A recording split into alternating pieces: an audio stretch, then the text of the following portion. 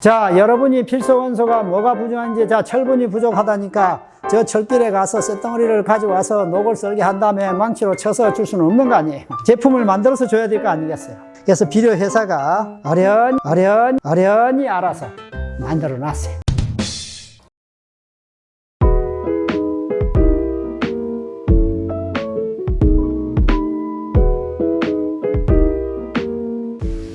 안녕하세요. 삼육대학교 원예학과 남상용 교수입니다.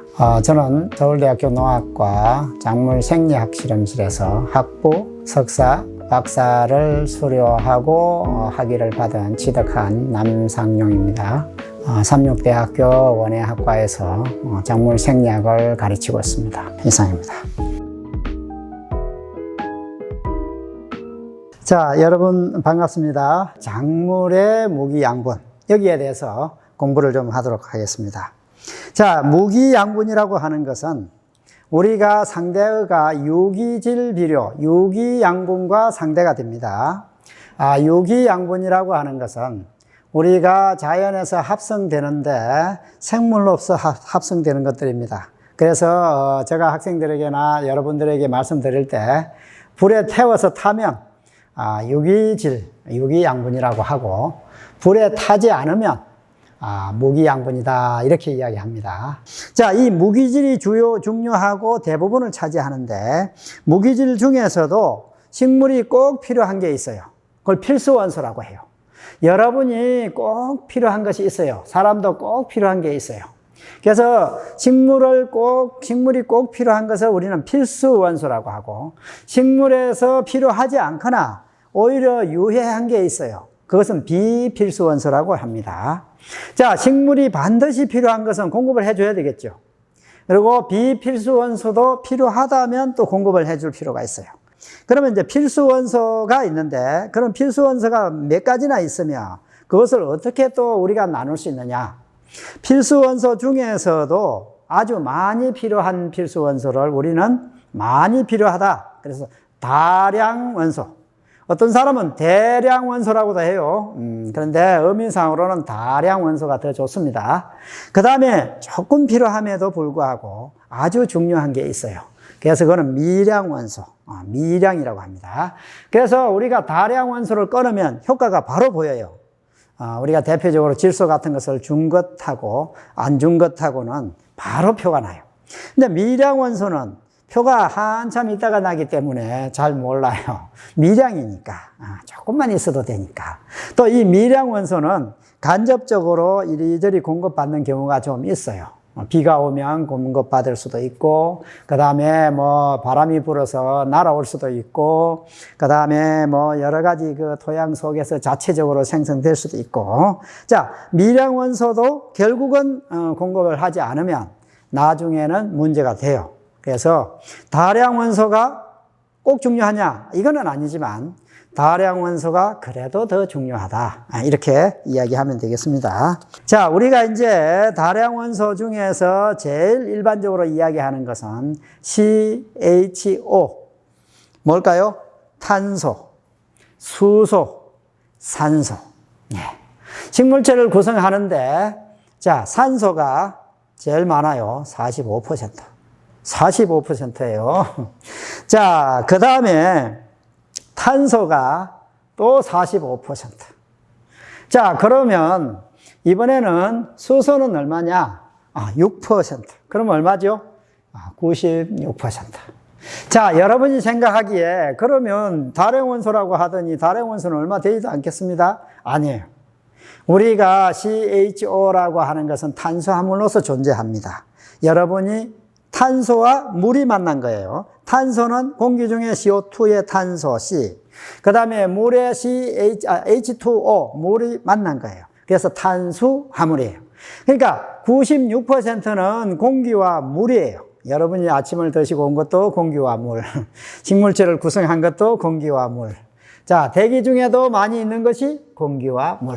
자, 그러나 여러분이 공기와 물만 먹고 살 수는 없잖아요. 칼슘이 없으면, 단백질이 없으면 안 되잖아요. 그래서 우리가 이제 CHO는 공기 중에서 우리가 자연적으로 제공되기 때문에 신경을 별로 쓰지 않아도 돼요. 단지 굳이 신경을 써야 한다면 한겨울에 문을 닫은 상태에서 하우스 속에서 재배할 때 이산화탄소가 없을 수가 있어서 탄산십이라고 해서 이산화탄소를 공급해 주는 것. 그거 외에는 신경 안 써도 됩니다. 자, 그러면 이제 우리가 신경 써야 할 게 뭐겠어요? 자, 제일 중요한 것은 우리가 질소라고 합니다. 여러분의 몸을 구성하는 것의 대부분은 단백질이죠? 자, 아까 CHO라고 했는데 CHO에 N이 붙으면 단백질이 됩니다. 여러분이 단백질이 없으면 상당히 곤란합니다. 여러분 몸을 만들 수도 없고 식물체를 만들 수도 없어요.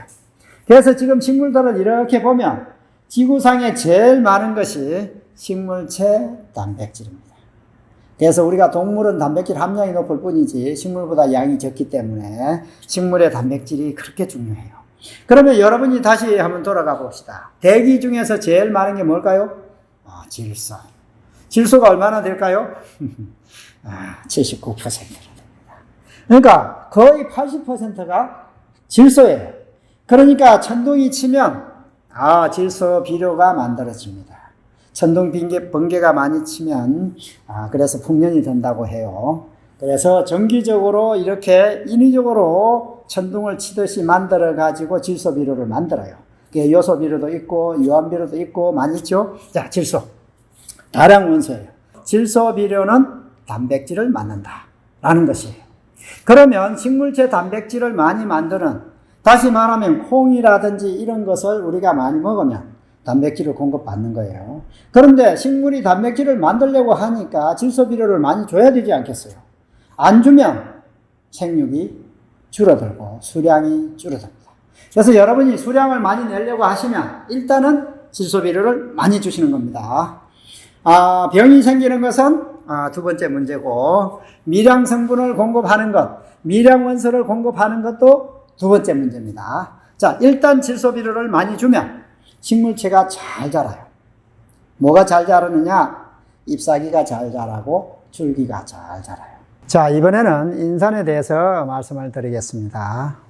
그러면 아까 이야기한 것처럼 식물에게 제일 많은 것이 질소고, 그래 질소를 많이 주자. 오케이.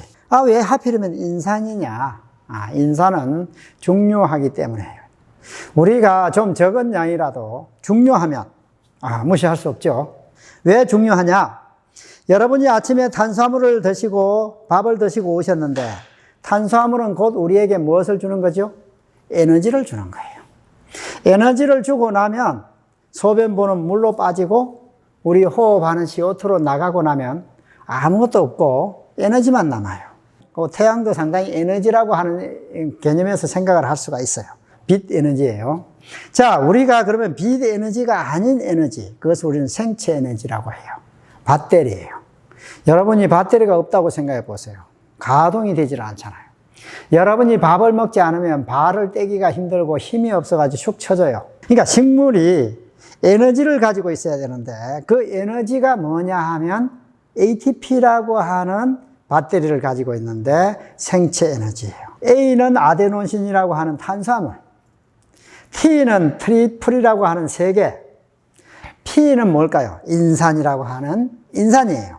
인산이 3개 있으면 ATP, 에너지 하나 빼내고 나면 ADP, 다이 2개라고 하는 거. 또 하나 빼고 나면 AMP, 모노라고 하는 하나. 그거 없는 건 없어요. 에너지 없는 것은 존재할 수가 없어요. 죽어요. 식물이 인산이 없으면 아무것도 안 돼요.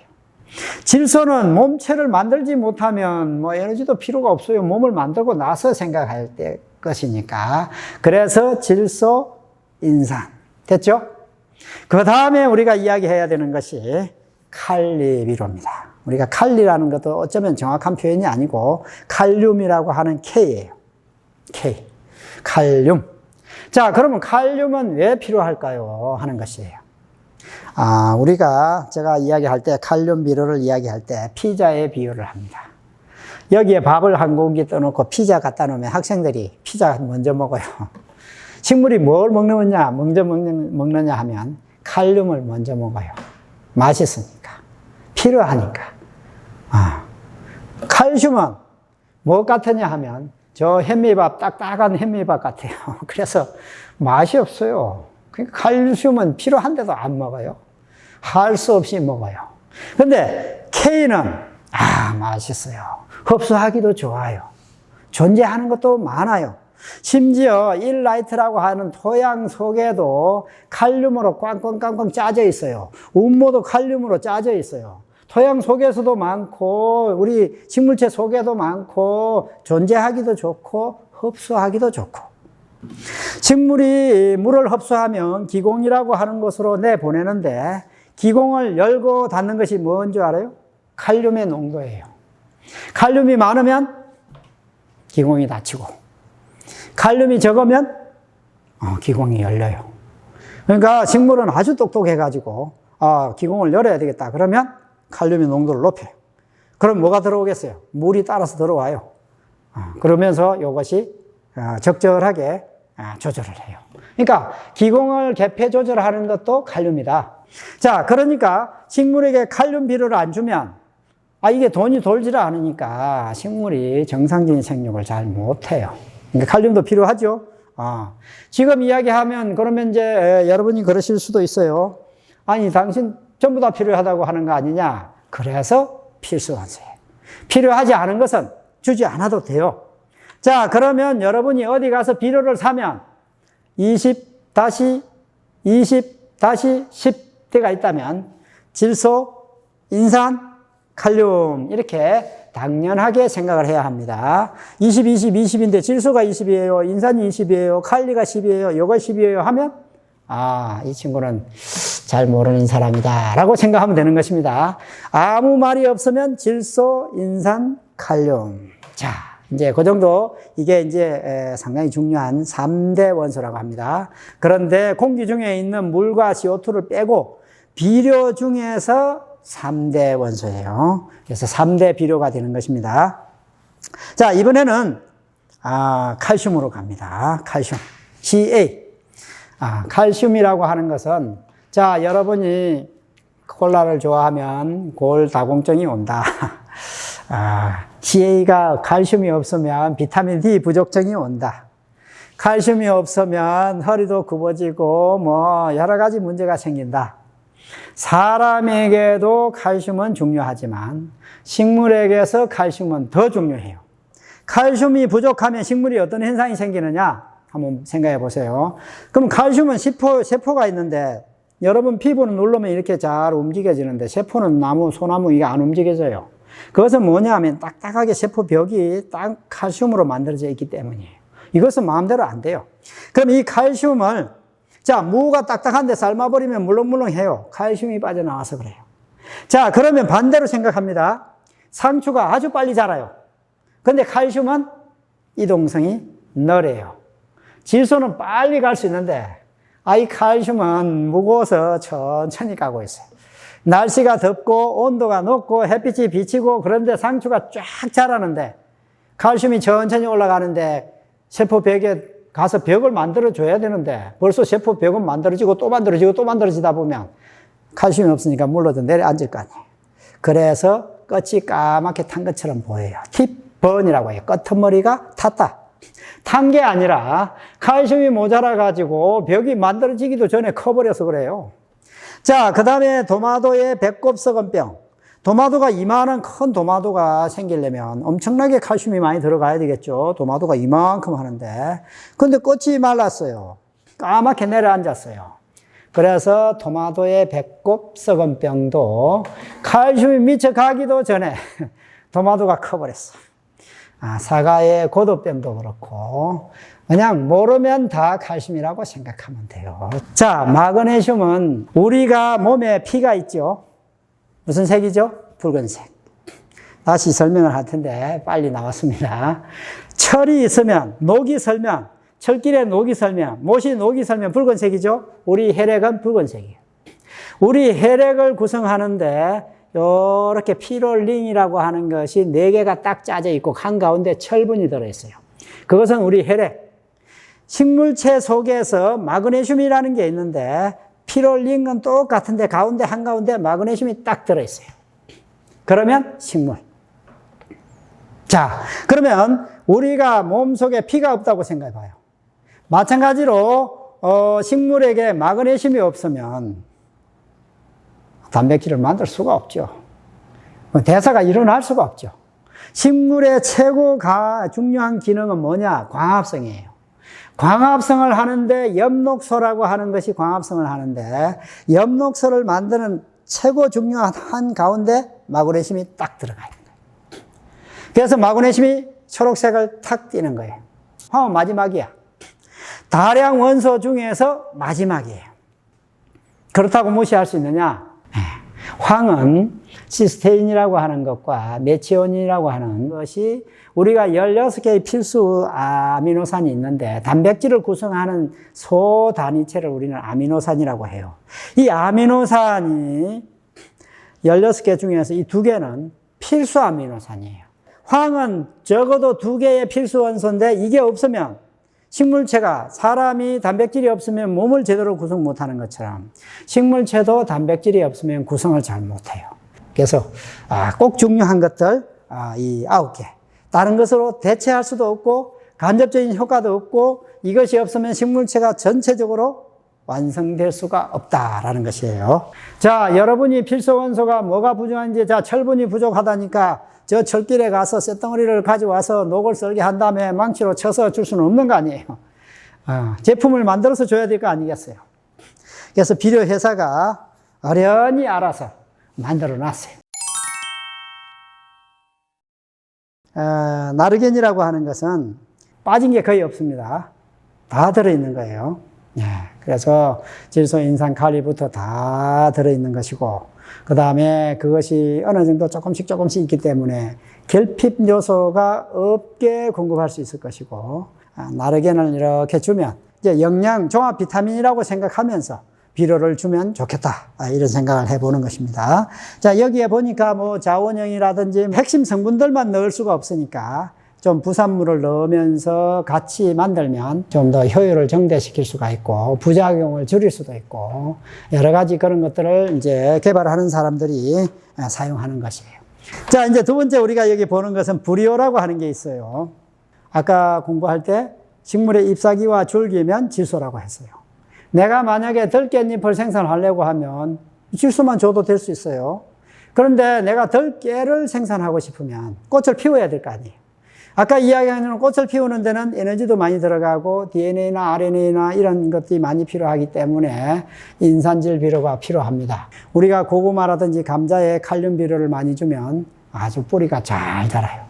이 영양생장이라고 하는 것은 질소인데 생식생장으로 확 바뀌어요.